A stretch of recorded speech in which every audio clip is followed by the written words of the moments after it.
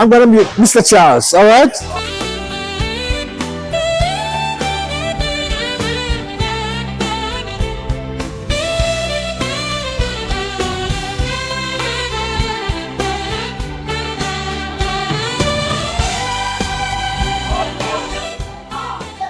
Okay. So you are the Prince, Prince Charles. All right. Bless that love. My name is Again, remind me. Lee Dr. Love. Lee, Dr. Love. Dr. Love. That's the name. Yes, that's the name. Dr. Love. And you are Prince Charles. Prince Charles. All righty. The third. Yes. Yes. And then she is The Rose. the prince, the Rose, the princess. You see? So you're Rose, Madam Rose. Nice to meet you. Okay. Yes, man, we love the spirit, God. I'm from Canada. We Yeah. spent some time with mommy. Yeah. And mommy is my uncle's wife. Oh, he's your uncle, right? Is my uncle's wife. Still alive? Uncle Daniel? Yeah. Yeah, Still alive? yeah, he's still alive and well. I just leave me alone. I love her. Yeah. I love her so Oh, everybody love mommy. Yes, Everybody man, love she her. does follow She has us, such a good spirit. Yes, Yeah. man. The lady Yeah. has such a nice Spirit, yeah. And you come now with the set that. Same spirit. Well, and she has a daughter in England Yeah. with the same spirit. And And she, her daughter. Yeah. So I name mom Bubble B #1. Yes. And the daughter in England Bubble- naming Marcia. Go ahead, you name it. Bubble 2. Bubble 2. And then I was talking, not before last night, I was talking to Marcia. Yeah. And Marcia said she have a name for somebody. So I said, what's the name? That's you, though. Yeah, yeah.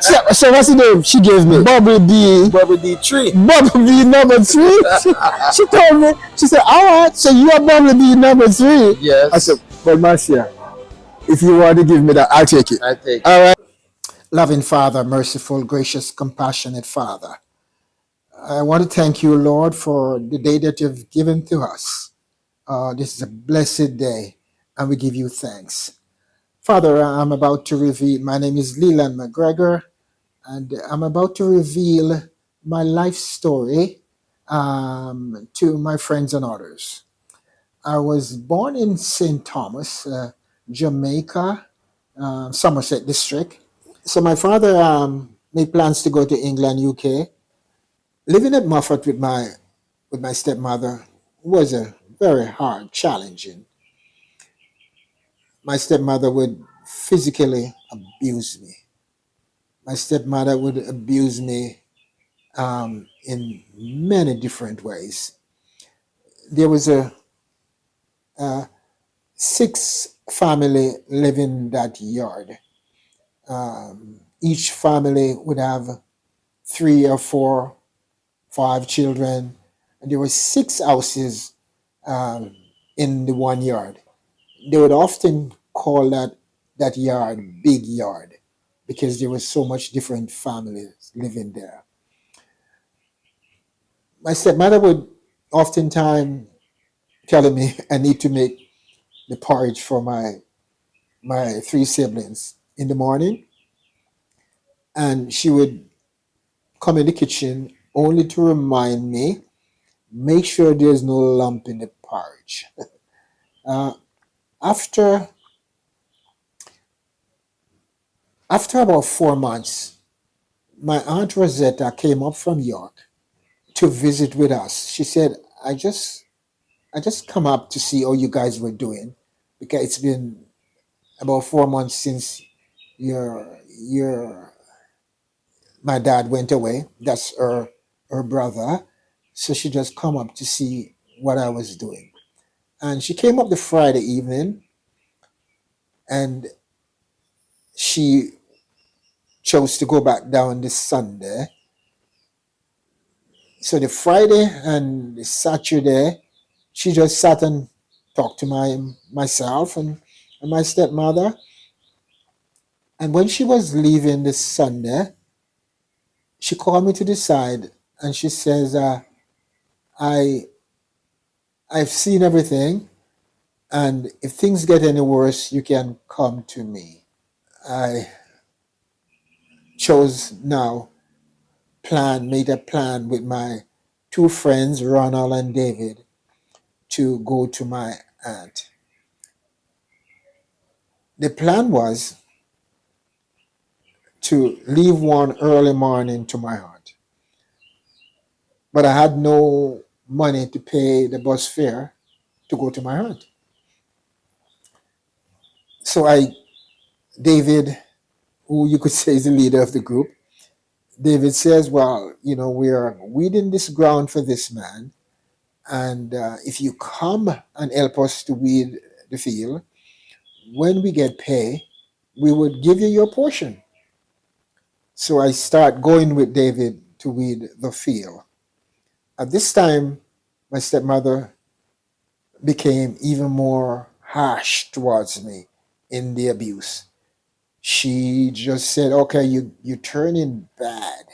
I'm going to write and tell your daddy that you're turning a big man."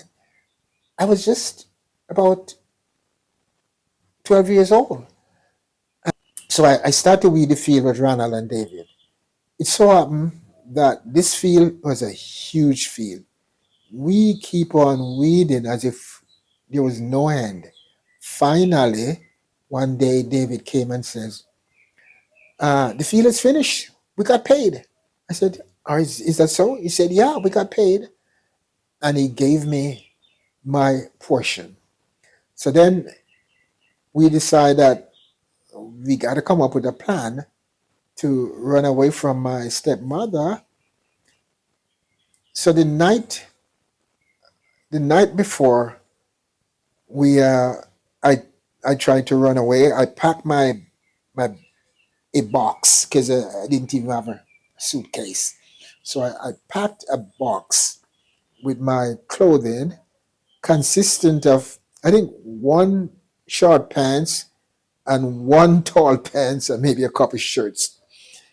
And I hid it the evening before, put it under the cellar of the house, and I went to sleep at my friend's David house. Now David is living with his mother, so now we have to find a time when his mother is not seeing me, and so David guide me towards escaping in the room because David was living in the back room and his mother was living in the front room. So when the time was right, David whistled to me and I went inside the house with his mother not seeing me, and I went into David's room at the back. We had no clock at that time. Our clock was the clock that tell us what time it is.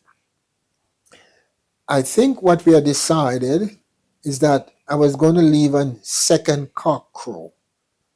We did not sleep. We just stayed up and whispered to one another because we could not talk loud to let his mother knew that I was in the room.